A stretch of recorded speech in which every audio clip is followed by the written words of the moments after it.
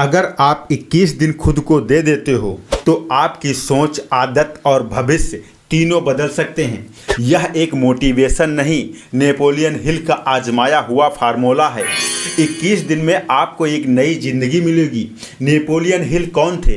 Napoleon Hill एक गरीब background से आते थे। इन्होंने 500 प्लस सफल लोगों का इंटरव्यू लिया जिन्होंने thinks and grow rich book को लिखा था। उनके द्वारा ये पब्लिक की गई बुक में ये जो है 21 दिनों का फार्मूला दिया गया है।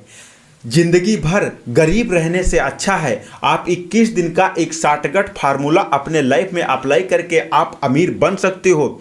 21 दिनों का ये आजमाया हुआ फार्मूला हजारों लोगों की ज़िंदगी बदल चुका है और इसे मैंने अपनी लाइफ में जब अप्लाई किया तो मुझे भी काफ़ी ज़्यादा चेंजिंग देखने को मिला। तो मैंने सोचा क्यों ना यही फार्मूला आपके साथ शेयर किया जाए। तो ये बातें कल्पना नहीं, सक्सेस के डेटा पर आधारित एक गुरुमंत्र है। तो इसे आप जरूर अपने ज़िंदगी में अप्लाई करो। 21 दिन क्यों जरूरी हैं? तो 21 दिन इसलिए ज़रूरी हैं, 21 दिनों के अंदर आपके दिमाग में जो निगेटिव बातें हैं और जो खराब डेटा है उसे हटा करके नया डेटा इंस्टॉल होगा।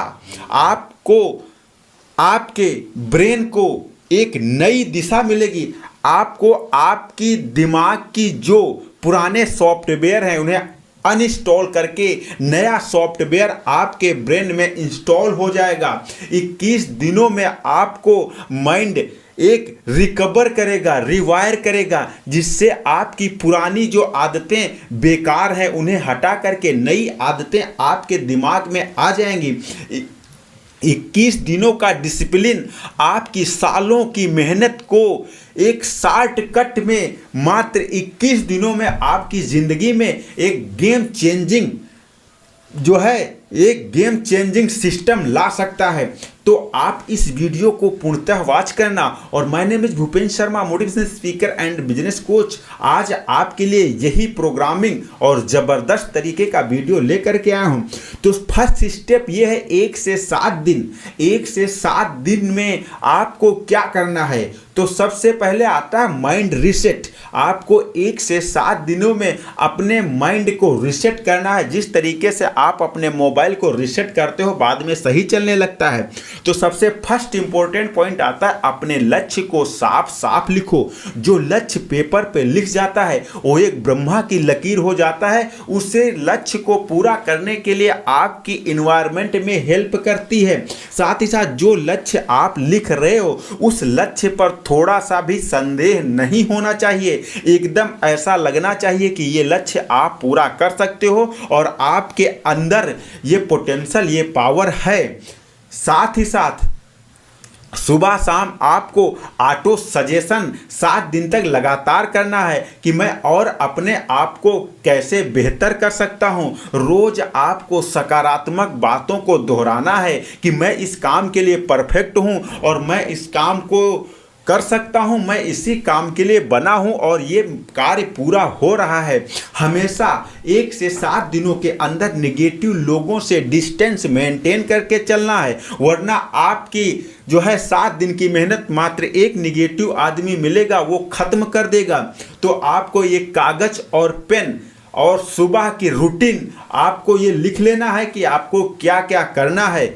जो लक्ष्य लिखा नहीं वो सिर्फ ये ख्वाब है और बकवास है, कुछ भी नहीं है। और जो लक्ष्य लिख दिया जाता है वो 100% आपकी ज़िंदगी में आके ही रहता है। अगर आप ये 21 दिनों का नुस्खा अपनी ज़िंदगी में अप्लाई करोगे।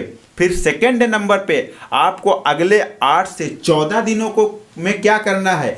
8 से 14 दिनों में आपको खुद को एक वैल्यू देना है। टाइम डिसिप्लिन, डेली टास्क और डर को पहचानना तथा बहाने को बंद करना। बस इतना काम आपको 8 से 14 दिनों में करना है।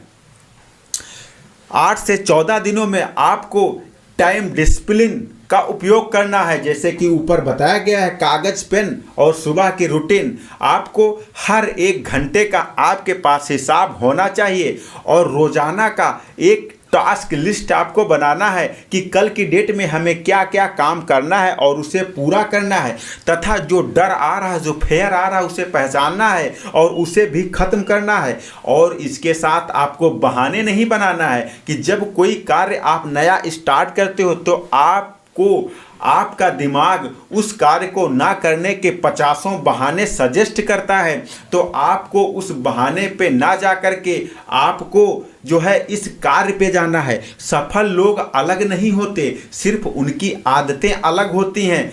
आपने एक चीज़ ये भी सुना होगा कि टाइम लोगों को सफल नहीं बनाता, सफल आदतें ही लोगों को सफल बना देती हैं। फिर नेक्स्ट 15 से 21 दिनों में आपको क्या करना है?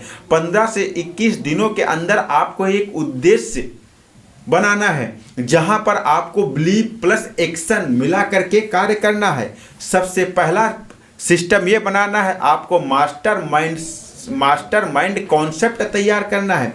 आपको सही लोगों से जुड़ना है, जो लोग सफल हो चुके हैं उनसे आपको जुड़ करके ये सीखना है कि क्या हम काम करके सक्सेस हो सकते हैं, और जो आपके कार्य में फेल हो चुके हैं उनसे जुड़ करके ये सीखना है कि क्या क्या उन लोगों ने गलतियां की हैं जिसकी वजह से वो फेल हो गए।